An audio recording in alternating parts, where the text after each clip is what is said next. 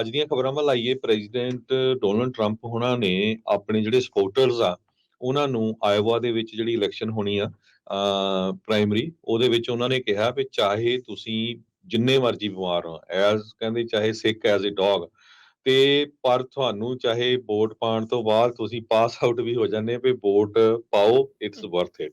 ਸੋ ਉਹਨਾਂ ਨੇ ਕਿਹਾ ਵੀ ਪੂਰੀ એનર્ਜੀ ਦੇ ਨਾਲ ਜੋ ਆ ਆਇਓਵਾ ਦੇ ਵਿੱਚ ਲੋਕ ਆ ਉਹਨਾਂ ਨੂੰ ਵੋਟ ਪਾਉਣ, ਤਾਂ ਕਿ ਚੀਟਰਸ ਤੇ ਲਾਇਰਸ ਜਿਹੜੇ ਆ ਉਹਨਾਂ ਨੂੰ ਪਨਿਸ਼ ਕੀਤਾ ਜਾ ਸਕੇ। ਸੋ ਉੱਥੇ ਨਿੱਕੀ ਹੈਲੀ ਵੀ ਆ, ਸਾਊਥ ਕੈਰੋਲੀਨਾ ਦੀ ਸਾਬਕਾ ਗਵਰਨਰ, ਤੇ ਫਲੋਰੀਡਾ ਦੇ ਗਵਰਨਰ ਰੌਨ ਡਿਸੈਂਟਿਸ, ਤੇ ਵਿਵੇਕ ਰਾਮਾਸਵਾਮੀ ਆ, ਜੋ ਪਿਛਲੇ ਹਫਤੇ ਕ੍ਰਿਸ ਕ੍ਰਿਸਟੀ, ਉਹ ਤਾਂ ਆਪਣੀ ਜਿਹੜੀ ਪੋਜੀਸ਼ਨ ਆ ਉਹ ਕਹਿੰਦੇ ਵੀ ਨਹੀਂ ਮੈਂ ਹੁਣ ਲੜਨਾ ਨਹੀਂ ਹੈ, ਉਹ ਹਟ ਗਏ ਹੈਗੇ ਆ। ਸੋ ਆਇਓਵਾ ਦੇ ਵਿੱਚ ਸਨੋ ਬਹੁਤ ਪੈ ਰਹੀ ਆ, ਵੈਦਰ ਬਹੁਤ ਖਰਾਬ ਆ। ਸੋ એનર્ਜੀ ਜਿਹੜੀ ਆ ਜਿਹੜੇ ਚਾਰੇ ਕੈਂਡੀਡੇਟ ਆ ਪੂਰੀ ਲਾ ਰਹੇ ਆ ਤਾਂ ਕਿ ਵੱਧ ਤੋਂ ਵੱਧ ਜਿਹੜੇ ਲੋਕ ਆ ਉਹ ਵੋਟ ਪਾ ਸਕਣ।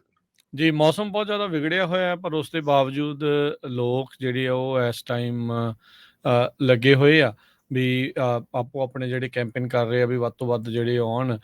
ਰਾਮਾਸਵਾਮੀ ਆਨਲਾਈਨ ਬਹੁਤ ਟਵਿੱਟਰ ਤੇ ਤਾਂ ਬਹੁਤ ਐਕਟਿਵ ਆ ਉਸ ਦੇ ਉੱਤੇ, ਪਰ ਜਿਹੜਾ ਦੇਖਿਆ ਜਾ ਰਿਹਾ ਹੈ ਵੀ ਇਹ ਤ੍ਰਿਕੋਣਾ ਮੈਚ ਦਿਖਾਇਆ ਇਹ ਜਾ ਰਿਹਾ ਵੀ ਟਰੰਪ, ਨਿੱਕੀ ਹੇਲੀ ਤੇ ਰੌਨ ਡਿਸੈਂਟਿਸ ਦੇ ਵਿੱਚ ਆ।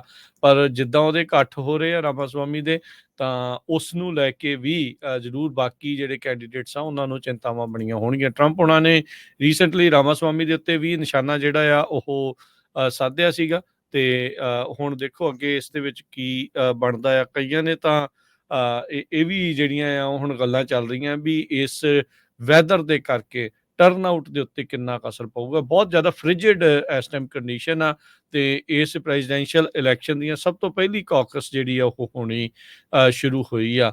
ਬਹੁਤ ਸਾਰੇ ਜਿਹੜੇ ਨਾ ਉੱਥੇ ਜਿਹੜੇ ਲੋਕ ਕੈਂਪੇਨ ਕਰ ਰਹੇ ਸੀਗੇ, ਟਾਊਨ ਹਾਲ ਕਰ ਰਹੇ ਸੀਗੇ, ਕਈ ਲੋਕਾਂ ਨੇ ਪ੍ਰੋਟੈਸਟ ਵੀ ਕੀਤੇ।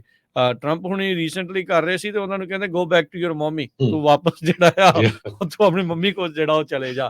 ਤੇ ਇੱਕ ਨੇ ਤਾਂ ਕਮਾਲ ਕਰਤੀ, ਜਿਹੜਾ ਰੌਨ ਡਿਸੈਂਟਿਸ ਨੂੰ ਸਰਟੀਫਿਕੇਟ ਆਫ ਪਾਰਟੀਸਿਪੇਸ਼ਨ ਜਿਹਨਾਂ ਨਿਆਣਿਆਂ ਨੂੰ ਖੇਡਣ ਲੱਗਿਆ ਦਿੰਦੇ ਹੁੰਦੇ, ਉਹਨੇ ਉਹਨੂੰ ਉਹ ਫੜਾ ਦਿੱਤਾ। ਰਾਮਾਸਵਾਮੀ ਦੇ ਵੀ ਜਿਹੜੇ ਕੈਂਪੇਨਸ ਦੇ ਵਿੱਚ ਉਸ ਨੂੰ ਜਿਹੜਾ ਉਹ ਕਿਹਾ, ਜਿਹੜਾ ਉਹ ਹਮੇਸ਼ਾ ਹੈਕਲਿੰਗ ਜਿਹੜੀ ਆ ਉਹ ਚੱਲਦੀ ਜਿਹੜੀ ਉਹ ਰਹੀ ਆ। ਸੋ ਇਹ ਬੜਾ ਦਿਲਚਸਪ ਜਿਹੜਾ ਉਹ ਮੁਕਾਬਲਾ ਇਸ ਟਾਈਮ ਬਣਿਆ ਪਿਆ ਆ, ਤੇ ਦੇਖੋ ਕੀ ਹੁੰਦਾ ਆ ਅੱਜ ਦੇ ਕਾਕਸ ਤੋਂ ਬਾਅਦ ਦੇ ਵਿੱਚ ਆਇਓਵਾ ਦੇ ਵਿੱਚ GOP ਦੇ ਮੇਨ ਕੰਟੈਂਡਰ ਕਿਹੜੇ ਜਿਹੜੇ ਹੋਣਗੇ।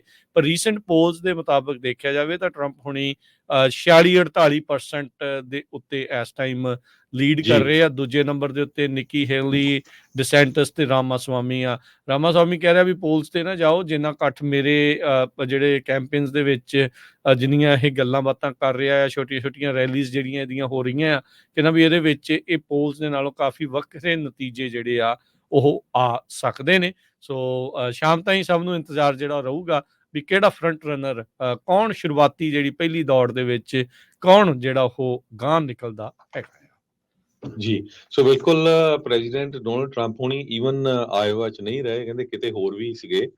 ਉਹਨਾਂ ਨੇ ਕਿਸੇ ਜਿਹੜੀ ਡਿਬੇਟ ਹੋਈ ਆ ਉਹਦੇ 'ਚ ਪਾਰਟਿਸਿਪੇਟ ਨਹੀਂ ਕੀਤਾ, ਪਰ ਉਹਨਾਂ ਦੇ ਜਿਹੜੇ ਨੰਬਰਸ ਆ ਰਹੇ ਆ, ਜੋ ਜਿਸ ਤਰ੍ਹਾਂ ਤੁਸੀਂ ਦੱਸਿਆ ਹੀ ਹੈਗਾ ਆ, ਡੈਸ ਮੋਇਨਸ ਰਜਿਸਟਰ ਜਿਹੜੀ ਲੋਕਲ ਅਖਬਾਰ ਜਾਂ NBC ਨਿਊਜ਼ ਮੀਡੀਆਕਾਮ ਵੱਲੋਂ, ਤੇ 48% ਲਾਈਕਲੀ ਵੋਟਰਸ ਰਿਪਬਲਿਕਨਸ ਉਹਨਾਂ ਵੱਲ ਹੈਗੇ ਆ। ਆਇਓਵਾ ਬੜਾ ਇੰਟਰਸਟਿੰਗ ਹੈ ਕਿਉਂਕਿ ਪਹਿਲੀ ਸਟੇਟ ਆ ਜਿੱਥੋਂ ਇਹ ਪ੍ਰਾਇਮਰੀ ਸ਼ੁਰੂ ਹੁੰਦੀ ਹੈਗੀ ਆ।